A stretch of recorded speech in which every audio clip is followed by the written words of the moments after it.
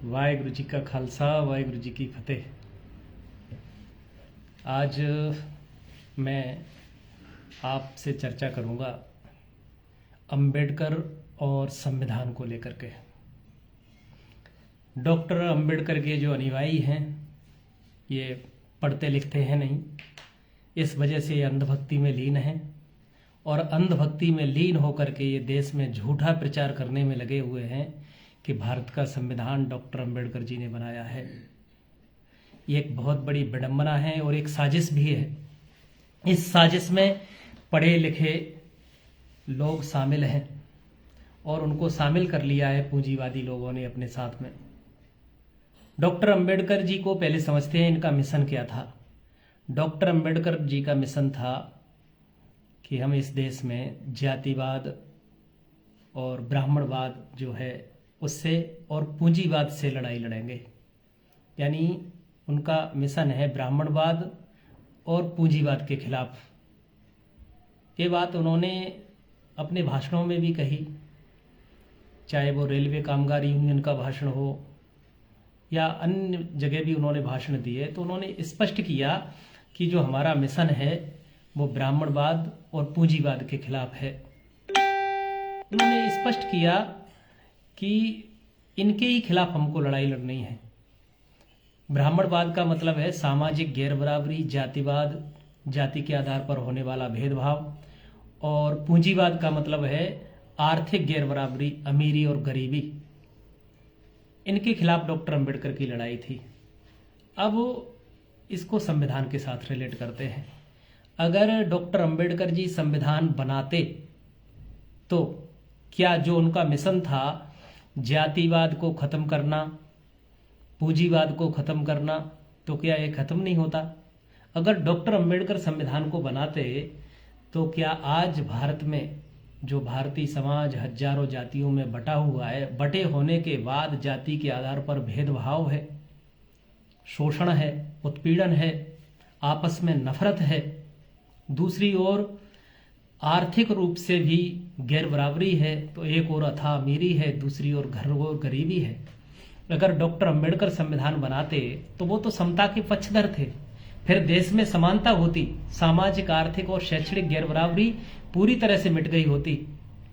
तो जिन लोगों ने डॉक्टर अंबेडकर को पढ़ा नहीं है, जिनका ज्ञान अनुश्रुति पर आधारित है, ऐसे लोग सच्चाई से दूर हैं और वो झूठ को फैलाने में लगे हुए हैं।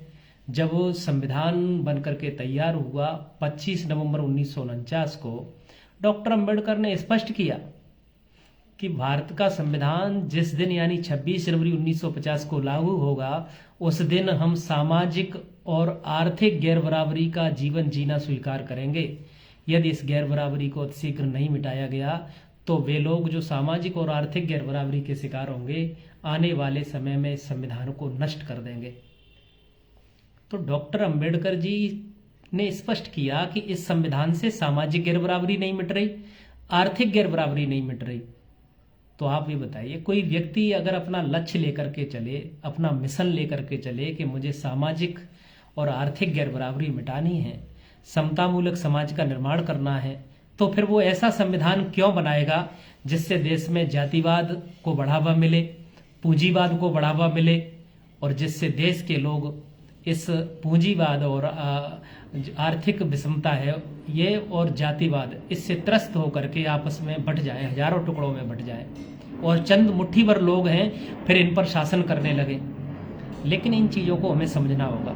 डॉक्टर अंबेडकर जी आगरा में आए थे 18 मार्च 1956 को। उन्होंने जनसमूह को संबोधित करते हुए कहा, तुम्हें एकजुट होकर निरंतर संघर्ष करना होगा और तुम्हें सामाजिक, आर्थिक और शैक्षणिक गैर बराबरी मिटाने के लिए हर प्रकार की कुर्बानी देने के लिए, यहाँ तक कि अपना खून बहाने के लिए तैयार रहना होगा। लेकिन डॉक्टर अंबेडकर के जो अनुयायी हैं वो न तो सामाजिक गैर बराबरी को मिटाने के लिए काम करते हैं, ना आर्थिक गैर बराबरी को मिटाने के लिए काम करते हैं, ना ही शैक्षणिक गैर बराबरी को मिटाने के लिए काम करते हैं। जो डॉक्टर अंबेडकर के अनुयायी हैं, इन्होंने बीजेपी के साथ संधि कर ली है, बीजेपी के साथ हाथ मिला लिया है, और ये हाथ मिलाया मान्यवर कांशीराम जी ने 3 जून 1995 को भाजपा के साथ गठबंधन करके मायावती जी को पहली बार मुख्यमंत्री बनवाया। फिर उसके बाद मायावती जी नरेंद्र मोदी जी का 2002 में प्रचार करने गई और भाजपा से एक तरह से आंतरिक समझौता है। और ये आज जितने भी अम्बेडकराइट्स पार्टी हैं या वामसेफी हैं, ये आरएसएस और बीजेपी के लिए काम कर रहे हैं। इनके जितने भी लीडर हैं एक तरह से आरएसएस का कैडर हैं। जो काम आरएसएस करना चाहती है वो इन लोगों के माध्यम से करवा रही है, इसलिए अनपढ़ लोग हैं। एक और जो आरएसएस के लोग हैं वो श्री राम का नाम लेकर के अंधभक्ति कर रहे हैं। ठीक उसी तरह से जो बामसेफ और अम्बेडकर ये हैं, ये जय भीम का नारा लगा करके अंधभक्ति कर रहे हैं। दोनों का काम एक ही है, दोनों अंदर से मिले हुए हैं, राष्ट्रवादी हैं दोनों अंदर से, और ये देश के लोगों को उलझाए रखना चाहते हैं। ये चाहते हैं कि देश में आर्थिक, सामाजिक और शैक्षणिक गैरबराबरी रहे। इसी वजह से जितने भी अम्बेडकरीय हैं सामाजिक, आर्थिक और शैक्षणिक गैरबराबरी को मिटाने के लिए काम नहीं कर रहे। और सामाजिक, आर्थिक और शैक्षणिक गैरबराबरी संविधान के कारण है, इसलिए इसको उजागर नहीं कर रहे, बल्कि इस पर पर्दा डालने के लिए दिन रात दुष्प्रचार करते हैं कि यह संविधान बाबा साहब अम्बेडकर ने बनाया है। जितने भी अम्बेडकर को मानने वाले लीडर हैं, चाहे वो मायावती जी हों, चाहे बामन मेश्राम, चाहे बीडी बोरकर, विजय मानकर, राजरत्न अम्बेडकर या रावण वगैरह जैसे जितने भी लोग हैं, उनको मैं खुली चुनौती देता हूं, अगर तुम अपने एक बाप की औलाद हो तो आ जाओ मेरे साथ डिबेट करो और ये साबित करके बताओ कि ये संविधान अम्बेडकर ने लिखा है। आप जहां भी कहेंगे मैं वैसे डिबेट करने के लिए तैयार हूं आप लोगों के साथ। आप लोग, मुझे पता है डिबेट करने एक भी नहीं आएगा, क्योंकि आप लोग झूठे हो, फर्जी हो, मक्कार हो। इस वजह से ये लोग रूल हो रहे हैं, दिन प्रतिदिन मारे जा रहे हैं, इन पर जुल्म हो रहा है और आप लोग अपनी तिजोरियां भरने में लगे हुए हो। आप लोग विरोधियों से मिलकर उनसे पैसा लेते हो और देश के लोगों से चंदा खा करके अपनी अपनी थोने बढ़ाने में लगे हुए हो। इसलिए आपको मैं फिर चैलेंज देता हूं कि आ जाओ, आप डिबेट करो मुझसे और इसे साबित करके बताओ कि ये संविधान डॉक्टर अम्बेडकर का है। और मेरे से डिबेट करने के लिए आना तो पूरी तरह से पढ़ के आना, फिर मैं बताता हूं कि आप कितने ईमानदार हैं और कितने बेईमान हैं। आप सबका स्वागत है, डिबेट करने के लिए आओ, डेट फिक्स करो, मैं डिबेट करने के लिए जहां भी आप कहेंगे वहां तैयार हूं।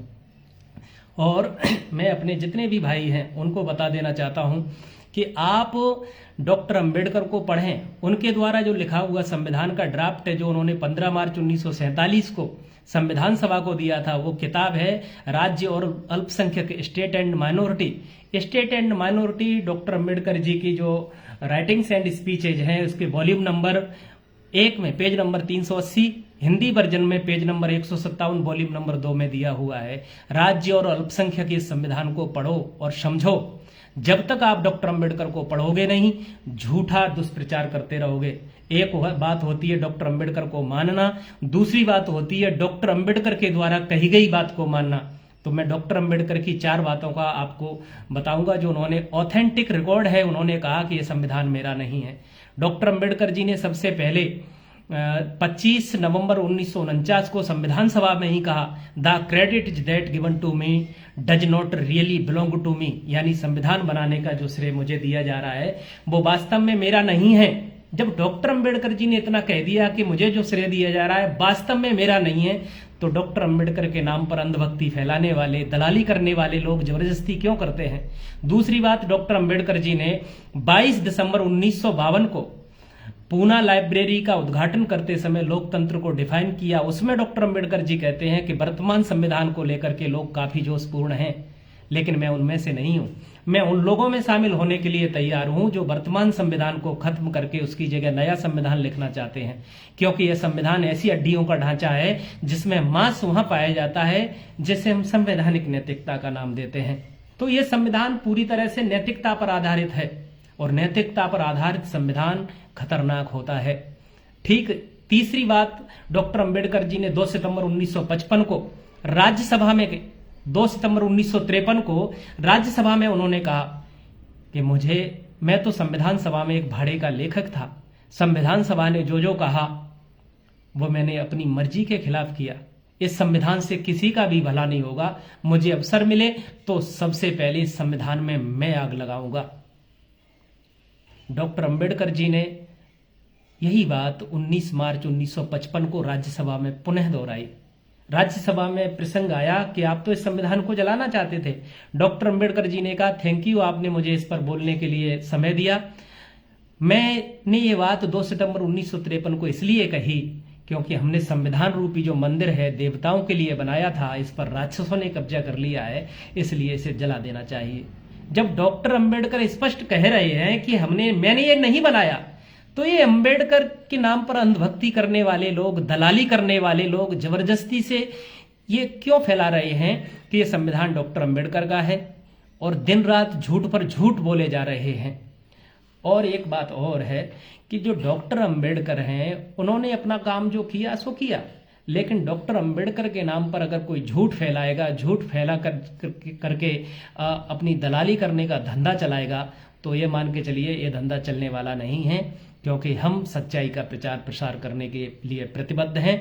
और ये जो मिथक फैला रखा है कि संविधान अंबेडकर जी ने बनाया है, ये सरासर झूठ है। संविधान बनाया है सर BN राव ने, कच्चा ड्राफ्ट जिसमें संशोधन हुए हैं, और ये संशोधन नेहरू और पटेल जी की सहमति से हुए हैं, कांग्रेस पार्टी ने किए हैं। डॉक्टर अंबेडकर जी का संविधान सभा में कोई बहुमत नहीं था। संविधान सभा में जो भी बहुमत था वो कांग्रेस पार्टी का था। इस वजह से कांग्रेस की मर्जी का संविधान बना है जिसमें डॉक्टर अंबेडकर का कुछ नहीं है। और मान के चलो अगर हो भी तो भाई वर्तमान में नहीं जियोगे। आज वर्तमान में हमारा पूरा देश सामाजिक गैर बराबरी का शिकार है, आर्थिक गैर बराबरी का शिकार है, शैक्षणिक गैर बराबरी का शिकार है। सामाजिक, आर्थिक और शैक्षणिक गैर बराबरी को दूर करने के लिए काम नहीं करोगे, ये है क्यों, इसके कारणों पर चर्चा नहीं करोगे। तो मैं फिर से आपको बता दूं कि भारत में जो सामाजिक, आर्थिक और शैक्षणिक गैर बराबरी है, ये संविधान के कारण है। जब तक आप संविधान को नहीं समझोगे तब तक सामाजिक, आर्थिक, शैक्षणिक गैर बराबरी नहीं मिटेगी, और जब तक सामाजिक, आर्थिक, शैक्षणिक गैर बराबरी नहीं मिटेगी, भारत के जो मूल लोग हैं ये समुचित रूप से विकास नहीं करेंगे। इनको इसी तरह से रूल किया जाता रहेगा, इसी तरह से रौंदा जाता रहेगा। तो आप सभी भाइयों से निवेदन है कि संविधान को समझो। संविधान को समझने के लिए संविधान सभा की डिबेट पढ़ो, और आपको अगर और चीजें सीखना है तो मुझसे संपर्क करो। मैं आपको सिखाऊंगा, बताऊंगा कि सच्चाई क्या है। एक और पूरे देश में अंधभक्ति फैला दी गई है, डॉक्टर अंबेडकर जी ने ये किया, वो किया, सच्चाई कोई जानता नहीं।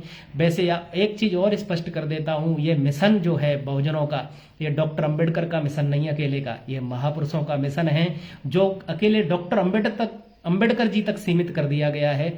ये सारा का सारा काम महाराष्ट्र से जो बाम सेब चलाने वाले जो दलाल आते हैं उन्होंने किया है।